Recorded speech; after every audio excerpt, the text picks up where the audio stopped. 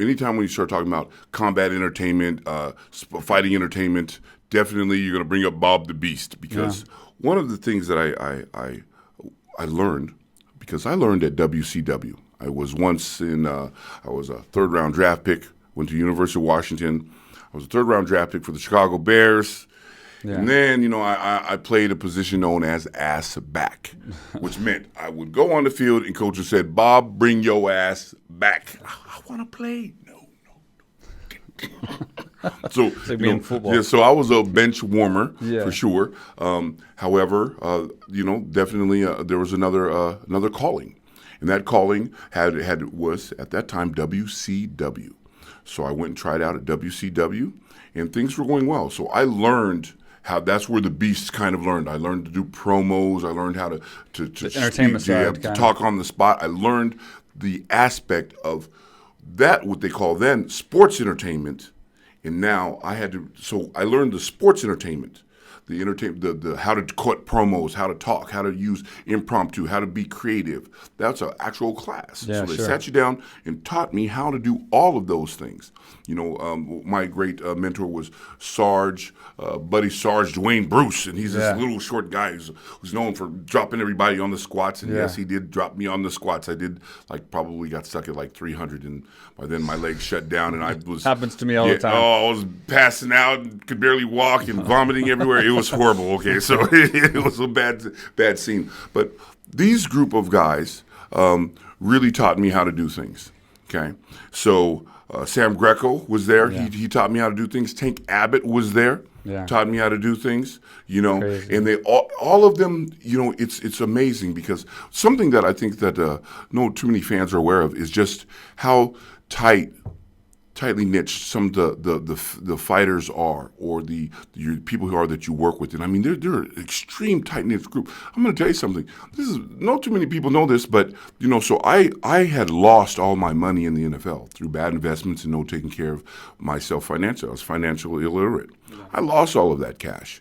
Well, you know what? WCW helped me get back on my feet. They gave me 90 days rental car, 90 days hotel to get me back on my feet. And to get all the clothes and all of that stuff, I'm going to let everybody know, Kevin Nash gave me all of his clothes. Wow. All of his clothes. Wow. He left them off at Lex Luger's spot over there at his gym, right over there. Crazy. And I came in there one day, and he's like, Bob, here, these are all your clothes, man. You can't keep wearing the same, shorts and pants everywhere. And he gave me a ton of clothes.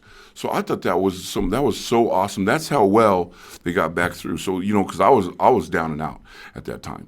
So I learned that, and then when WCW went bankrupt, I had one more other fight to do, and that was against William the Refrigerator Perry. They said, we can help you on this one. And that's when I cut the Beast promo. I was really after him. William the Refrigerator Perry is a former football great. Yeah. Number 72. Yeah. My idol. Yeah. I grew up on William the Refrigerator Perry. I even have his jersey number. That's why I wore 72. Here I am. I had to fight my idol. So I fought his idol. Sam Greco trained me. I fought him. And, I beat him up. I won, and at the end of the rounds, at the end of the match, Lawrence Taylor comes on to the screen and says, Bob, you're going to be a nobody. You're a nobody today, and you're going to be a nobody tomorrow, and you'll always be a nobody. He says that. Yeah. Right on television in front of everybody. So obviously, and the crowd starts throwing beer in cups and throwing everything at me. Yeah. But I learned. Yeah. WCW. I learned how to deal with criticism. I learned how to do all of those things. I learned how to transform that into cash, because they were like, anytime at WCW, they tell you, when you have that emotional tie, that emotional connection with people and they're doing that, that's when you're going to really excel. Yeah. So guess what I did? I picked up a cup. They were throwing beer at me. I picked up a cup, held it, took a shower in the beer, did it like that, and drank it. It said, keep throwing some more. Yeah. At that time, I kind of knew, okay, good, this is working. And it was working. And guess what? Yeah. Now the crowd was gelling with me, and now we were going.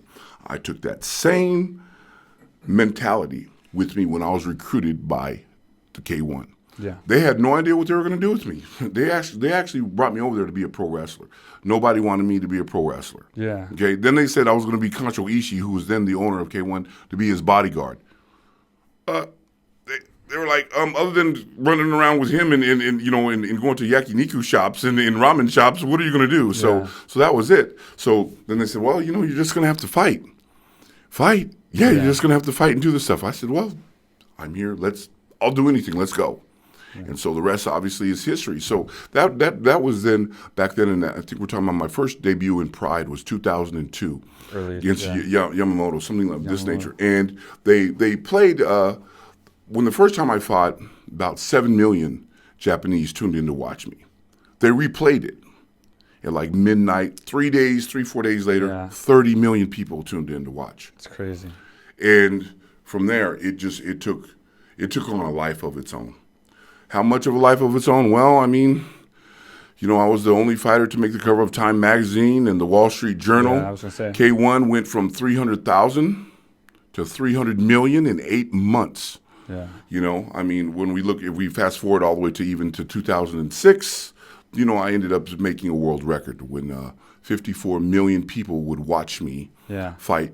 54 million people. So let's put that into comparison. You had the record with Akamoto, right? Yes. That was a viewership. That was like That's right. 54 million people, and that's like when you put that into comparison to like Longest Yard, or no, American Idol. I mean, like the top shows in America, it shatters like everything. Like, American Idol was it finale 20 million that or year, something? 25 million. That's right. American Idol finale. That's half. That's half. People like to say the global reach. Like these other organizations, they'll say like we have a 2 billion global reach. That's like saying we're available in 2 billion homes, but there's like 1,000 channels. Do you know what I mean? It doesn't mean anything. That's You right. can still have 1,000 viewers, but you had 54 or whatever, 54 million people. People actually watching. That's a lot. That's crazy. That's right. Watching Bob the Beast Sapp.